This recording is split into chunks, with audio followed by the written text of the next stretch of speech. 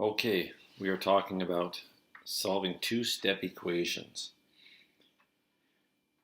So our goal in this is the same as with one-step equations. We want to isolate the variable on one side of the equal sign and solve for that variable.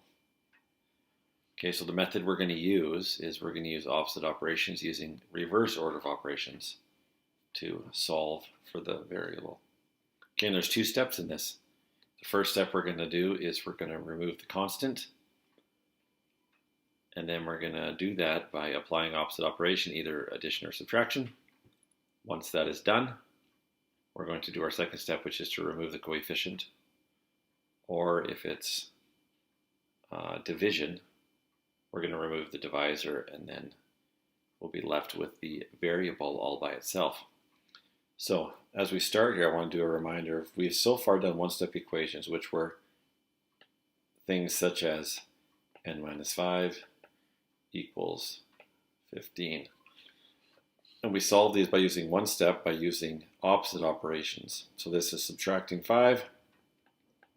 I add its opposite integer, basically. So add 5 there, add 5 there. So n equals 20. So in other words, that one is 20 subtract 5 equals 15, if I was to check it. We also saw some with multiplication. 3n equals 33. So my operation here is multiplication, so I need to do division to undo. So now I'm left with my variable all isolated by itself on the left side there, and that would be 11. So in other words, to check this, 3 times 11 equals 33. And we're done. Okay, so that's one step. Now what we're going to do is we're going to combine these. So for example, we could have one that said 3n minus 5 equals 25.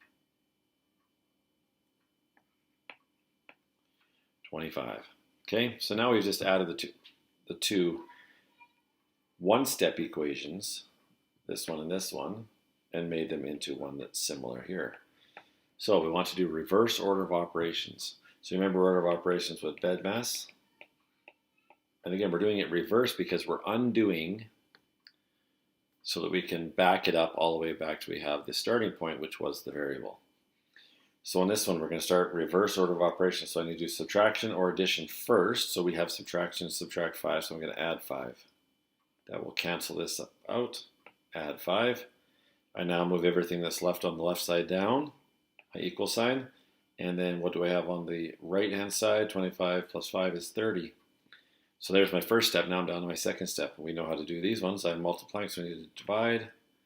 Okay, that cancels that out. What we do to the left, we have to do to the right. That leaves my n isolated. 30 divided by 3 is 10.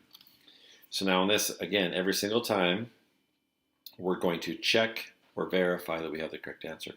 So I'm going to write my expression or my equation, but I'm going to substitute the answer for the variable in.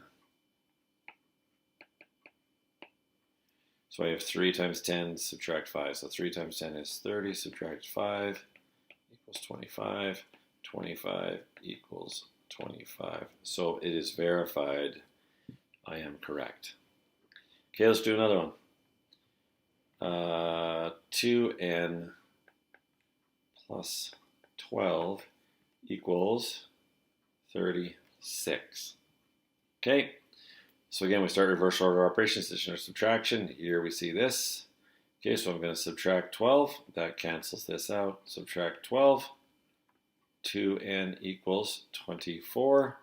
Divide by 2 to get rid of that multiplication. Divide by 2 on this side. N equals 12.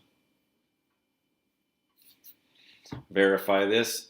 2 times 12 plus 12 equals 36. 24 plus 12, that's going to be 36. Oops, 36.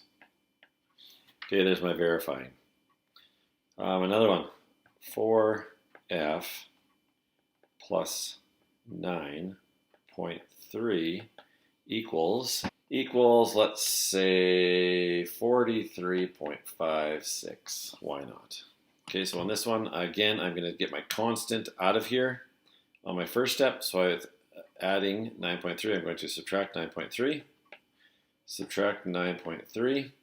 Okay, so I'm going to use a calculator, as all of you should as well. If you want to speed this up, or feel free and do it longhand if you would like. So I do that, it leaves 34.26. 4f equals, I'm going to divide by 4, divide by 4. F equals, so I hit divide by 4. 8.565.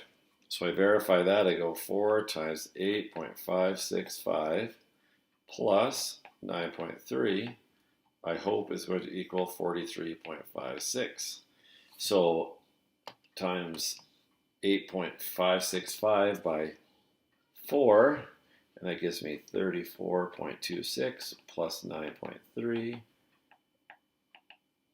Okay, and then I'm going to add 9.3, and that gives me 43.56 equals 43.56. So check, that one's good.